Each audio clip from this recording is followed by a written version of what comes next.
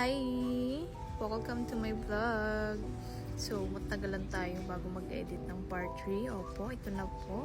Sa mga nag-aabang ng part 3 ng aking vlog, ito na po. Madami po tayong ganap for today's video. Around 8 AM, nagkaroon kami ng bridge tour kung saan pumunta kami, kung saan area nagtatrabaho yung captain at iba pang mga seaman. Ang aliwalas ng area na to at in-explain lang nila sa amin kung ano yung mga experience at work nila sa barko. Nakikipagkwentuhan din sila at mababait din sila.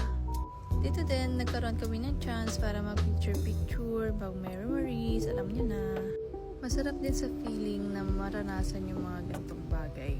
After namin dito, next activity namin ay nagkaroon kami ng chance para bumaba sa Coron, Palawan. Nagkaroon lang kami ng ilang oras lang para makababa at makapasyal dahil ang Coron, Palawan ay maliit lang. Kaya mabilis na kilos lang para may time pa makapag-ikot. Thank you, Marcel Travel and Tours! Super nice ang weather, pa-sunset na to guys. Tingnan yung ganda ng araw. At ayan yung barko namin. And welcome to Coron, Palawan. And na-tricycle lang kami, dalawa. Kanya-kanya na yan guys, bala na kayo sa buhay nyo. Basta makapag-ikot tayo. Totoo nga talaga na sobrang daming mga foreigners sa Palawan guys. Kahit saan ka tumingin, napakarami nila. Itong area na to, madami din mga bangka. Ayan, tawala lang si ating girl. Muni-muni para may pang-vlog.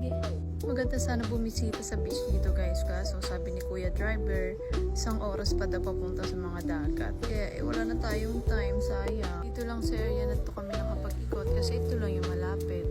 Mahaba lang yung oras na meron kami. Baka nakapunta pa kami sa dagat at nakaligo. O yun pa naman yung inaabangan talaga naming lahat. Last date na namin nalaman na may malapit parang Jollibee. Yun pa naman yung cravings namin. Pero ayan, bagsak tayo sa street food kasi hindi natin alam na may Jollibee pala. After dito, nakahanap kami ng bilihan ng mga souvenirs. Nag-check lang kami, napakadaming available. Mga keychain, rep magnet, bags, at iba-iba pa. Merong 3 for 100, then may mga separate price din sa mga gantang klase. Yan, kayo na lang kasawa kung anong bibili nyo. Ang binili ko lang dito is yung 3 for 100 na wallet kasi naka-budget tayo guys. Hindi na ako bumili ng iba, yun na talaga yung binili ko, wallet and kasoy. As uy, alam nyo yarn. Tuwan ko din yung mga bags dito kaso 600 plus siya. Tatapat lang ng port, dami namin bumili dyan kasi mura lang. Tsaka masarap guys, dry pusit yung binili ko. After namin dito, bumalik na din kami sa taas dahil by 8 PM meron kaming culminating activity. Ang masasabi ko lang talaga